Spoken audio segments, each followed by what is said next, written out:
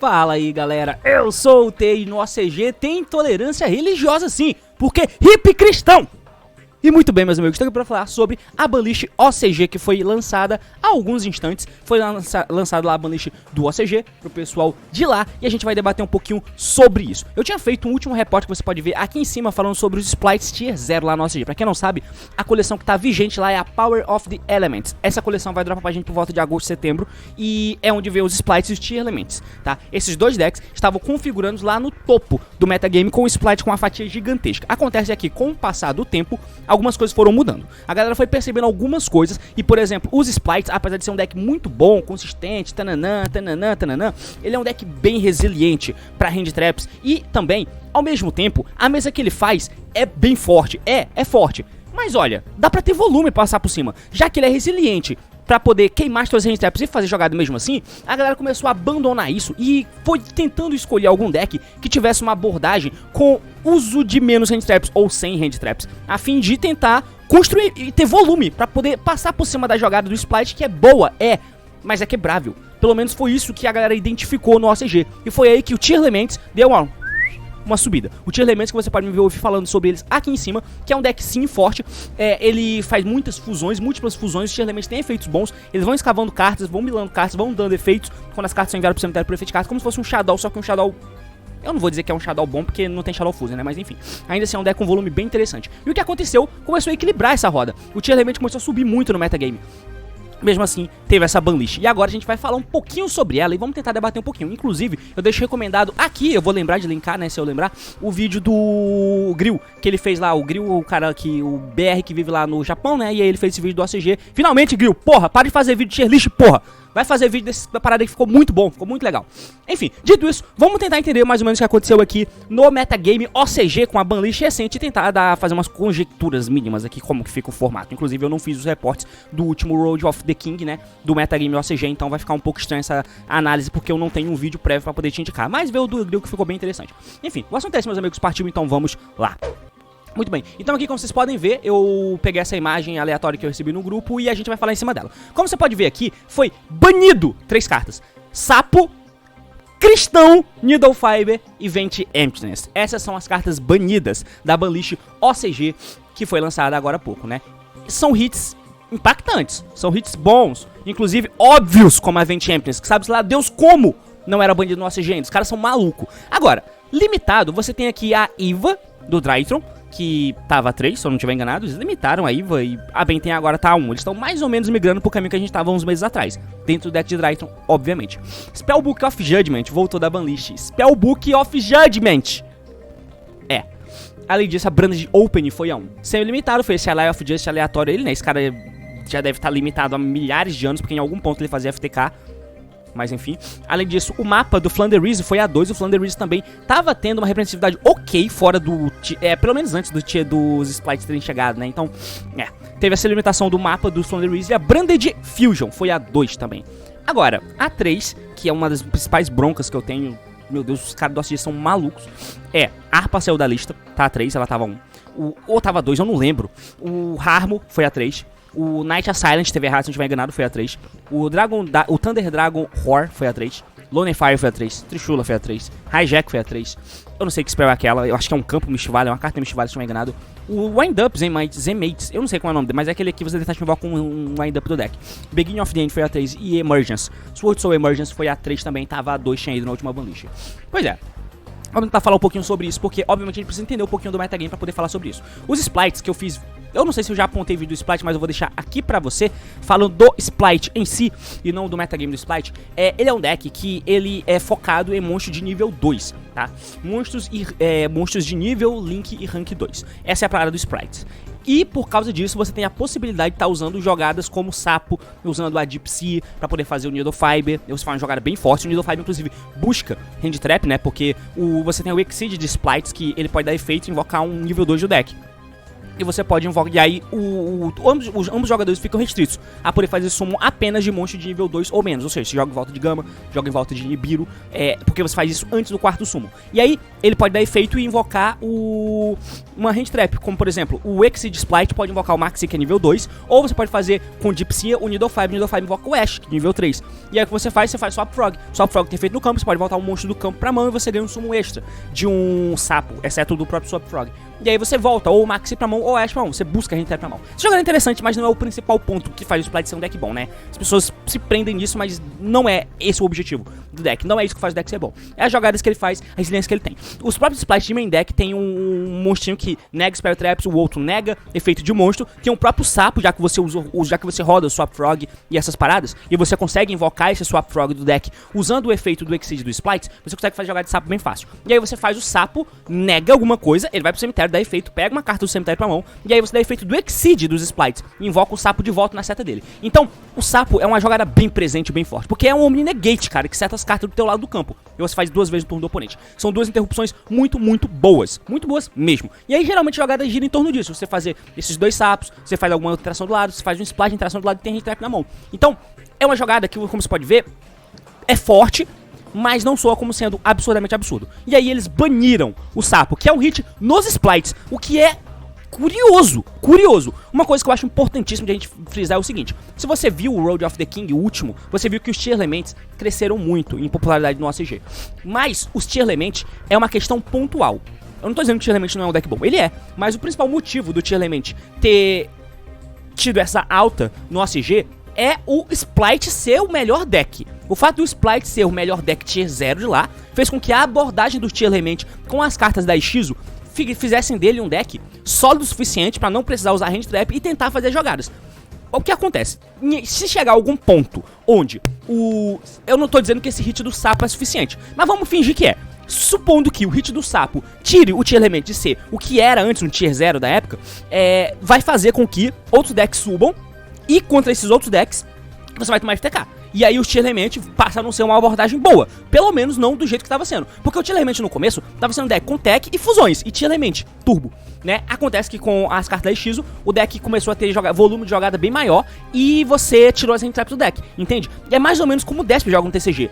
Era legal no começo, você conseguia fazer as paradas e você enfrentar muita Mirror-Match, e o deck era feito pra jogar Mirror-Match, e você levava as outras partidas no braço. Com o passar do tempo, muito Desp faz com que muitos combos apareçam, e o Desp é engolido, porque apesar de ter um volume ok, quebrar mesa é difícil, cara, é complicado. Se você fazer um deck full quebra-mesa, se você tiver full quebrando mesa de um deck específico, que você sabe como joga, e você tem as armas contra ele, que é o Splite, fica mais tranquilo. Agora, no mundo onde você tem 20 combos diferentes, o Desp vai se fuder. No Nacional do Brasil, mano, não tem jeito. O Desp pega qualquer combo, ele perde o jogo se ele vai segundo, entendeu? Acabou, irmão, acabou. Sem falar que tem um monte de deck totalmente focada. Então, o Tier Element eu vejo como sendo uma coisa parecida. Mas o que me deixa assustado é esse hit no sapo banido, o que eu particularmente gosto. Na verdade eu não gosto, eu acho que o sapo é uma carta que podia ficar A1. Eu não gosto dele no TCG como é múltiplas copies, mas A1 eu acho que é tranquilo. Os decks têm o potencial de ter o seu boss. O problema, mais uma vez, é que esse boss está sendo usado fora do deck dele. Está sendo usado no Splite e não no deck de Paleozoic, entendeu? Essa sempre vai ser a pica do Yu-Gi-Oh! E a Konami nunca corrige isso. E acaba tendo que tirar o Paleozoic de qualquer radar do jogo por causa disso. Por causa do Splites, que é um deck novo, entendeu? Enfim, próximo hit, Nidofibe. Meu Deus, esse hit é lindo, lindo demais. E é mais um hit no Splite, Dipsia e o caralho. Tudo bem que a Dipsia ainda é o One Card Exceed Splites, porque é 2 monstros nível 2 que faz o Exceed Splite, que invoca qualquer coisa do deck e faz você sair jogando. E aí você invoca um Splite do deck. Eu não sei como o Splite vai jogar sem um sapo, que é uma endboard, né? Agora, o Nidofibe também era forte. Era bem forte nesse sentido. E isso pode prejudicar um pouquinho. Lembrando que o Nidofibe, ele é Link 2. E os Splites, o Exceed do Splite tem a condição lá de você poder usar Link 2 como se fosse nível 2 pra fazer o Exceed. Então você usa o Fibe e o monstro nível 2 e faz o Exceed Splite. O que é um climb muito quebrado mesmo. O banimento do Nidofibe é uma coisa linda demais. É aquele tipo de carta que mexeu em um monte de coisa no meio do caminho, baniu um monte de Tanner por causa do Nidofibe, e é óbvio que o culpado é ele. Mas pela blindagem em volta de ser uma carta nova, de ser um money card, de ser uma carta bem icônica, fazia com que outras cartas precisassem ser irritadas ao invés dele. Agora chegou a vez dele. Isso me dá muita esperança, porque esse hit aqui ia melhorar o TCG absurdamente. O Nidofibe é uma coisa caótica. E ele ser banido é lindo demais. demais. Teve reprint agora na coleção aqui no TCG. Espero que na próxima lista do TCG aconteça algo com ele, com o Nidofibe. Isso me dá esperanças, tá? Vente Epsilon, não tenho o que falar, Floodgate bonita. A Iva eu acho bem estranho, mas beleza. Limitou, pelo menos no TA 3, limitado, show. Deu um tapinha a mais aí no Drytron, que não tava vendo a cor do competitivo, por causa dos splites. Mas, talvez agora, olha só, o Tier Element, do jeito que tá, sem Hand Trap, pega um Drytron. E agora? Acabou, tá ligado? Acabou. Mesmo com a IVA 1, ainda é jogável. Aí imagina, o Tier Element sem Hand Trap, que era feito pra jogar contra Splite, pega um Drytron. Mamou, não tem jeito, entendeu? Então, pra você ver, o Tier Element é uma conjuntura de como o metagame tava no momento, com o Splite sendo o melhor deck, teoricamente, reserva. Enfim, Spellbook of Judgment. Eu não gosto, tá? Não gosto de Spellbook of Judgment, apesar de eu amar Spellbook. Eu já falei muitas vezes, quem assiste meu canal há mais tempo sabe que os meus decks favoritos, do coração mesmo, são... Não necessariamente nessa ordem, mas é o Nubble Knight, o Nubble Knight clássico, não os Infernubble. Apesar de eu achar legal, mas o Infernubble é FTK, mas eu gosto muito dos Nubble Knights. São os decks que eu comecei jogando, entendeu? E que eu achava muito legal. O Necroz, obviamente, que é o meu deck preferido.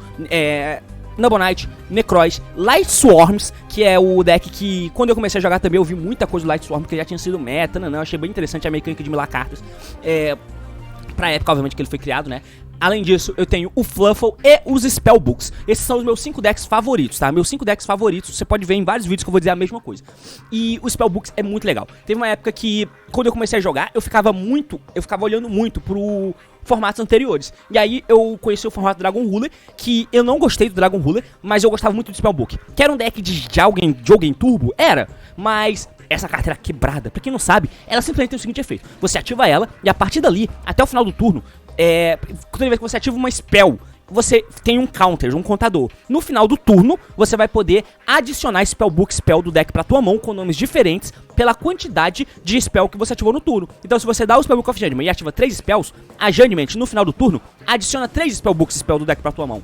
E você ainda pode invocar o Spellcast do teu deck, que tem um nível igual ou menor quantidade de spells que você adicionou. Essa carta é quebrada.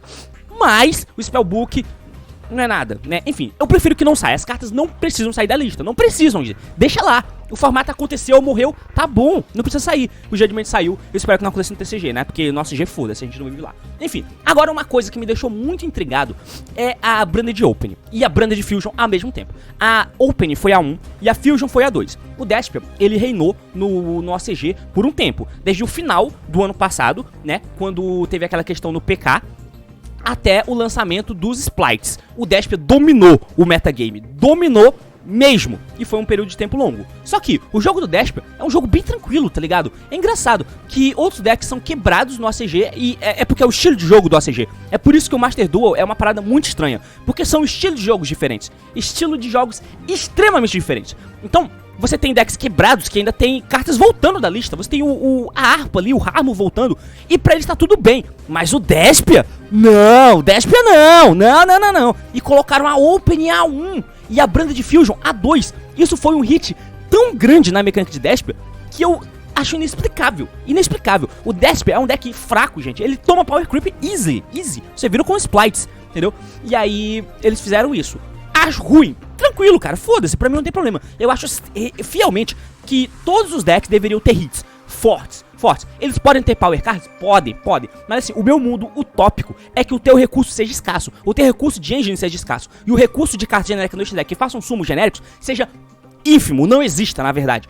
Esse é o meu objetivo. A gente tem que ser boa, mas você tem que ter as tuas cartas power cards restritas. Com um número baixo.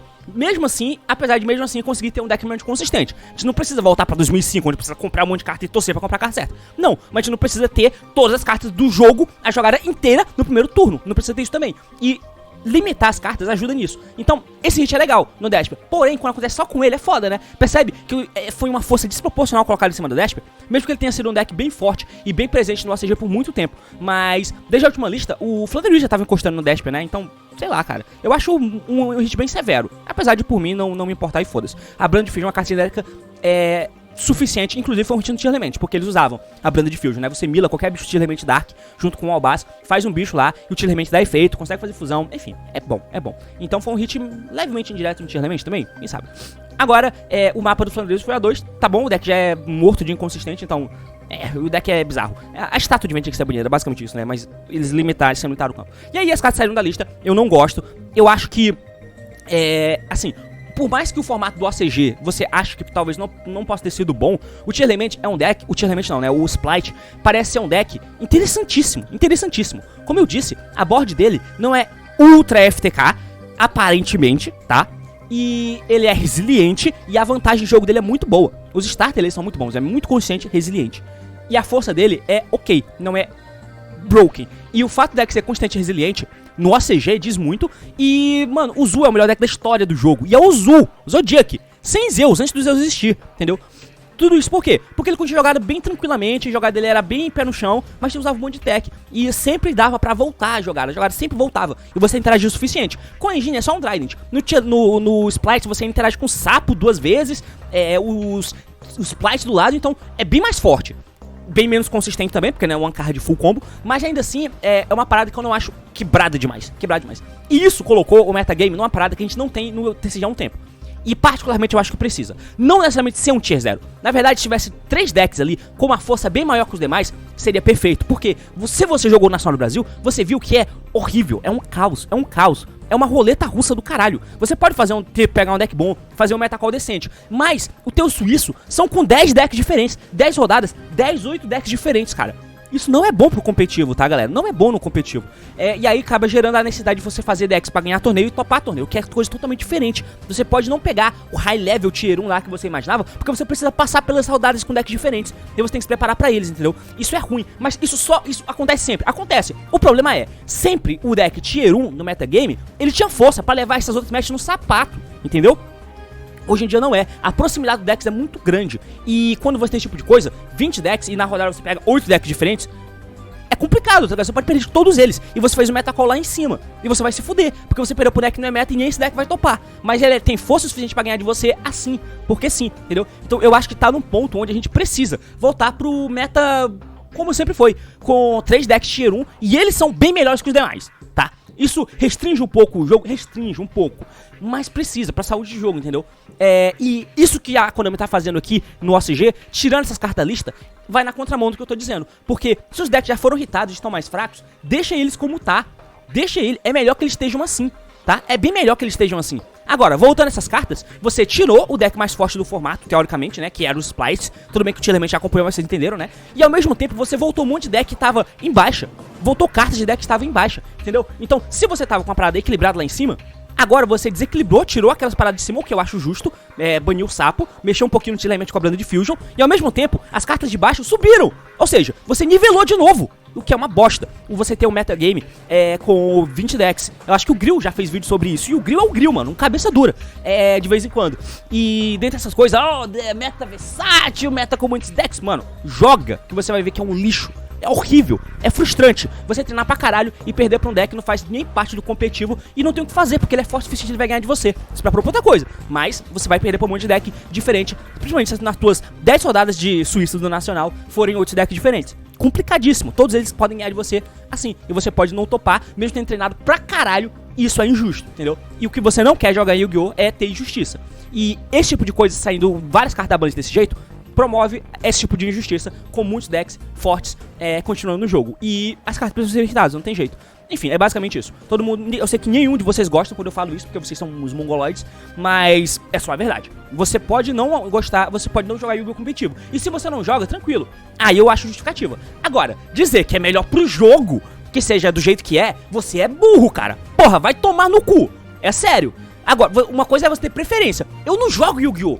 Então, você pode falar assim, eu não jogo Yu-Gi-Oh! Então, eu não quero ver um Tier 1 com 3 decks pra eu ver sempre as mesmas partidas. Acontece que você não entende que é um micro-universo ali dentro muito complexo. E as coisas mudam. Pode parecer pequenas pra você, mas é porque você tá com um pensamento de girino, entendeu? Tem coisas muito complexas no metagame. Eu já fiz muito complexo aqui, ó. Eu não tô falando da tua mãe não, tá? É muito complexo no universo do metagame. Tem podcast que eu já falei com o pessoal da Mind Games, com o pessoal... Enfim, com muita gente, com o Reich, que... O metagame, mesmo quando ele tá estático, com poucos decks, é muito complexo. E aí você tá no lado certo da roda, faz você ganhar o torneio. Tá num passo muito à frente no torneio. Isso é bom, isso é ótimo, tá? Então, o fato de você não jogar e querer ver decks diversos é tranquilo, é uma opinião válida. Agora, você tentar dizer que é melhor pro jogo ser assim, não é. Você não joga Yu-Gi-Oh! Simplesmente. E você quer ver entretenimento, ver decks aleatórios jogando. Beleza, eu concordo contigo. Se o teu objetivo é esse, beleza. Dizer que isso é melhor é burrice, tá? Mas enfim, é basicamente isso. Valeu, falou e até mais.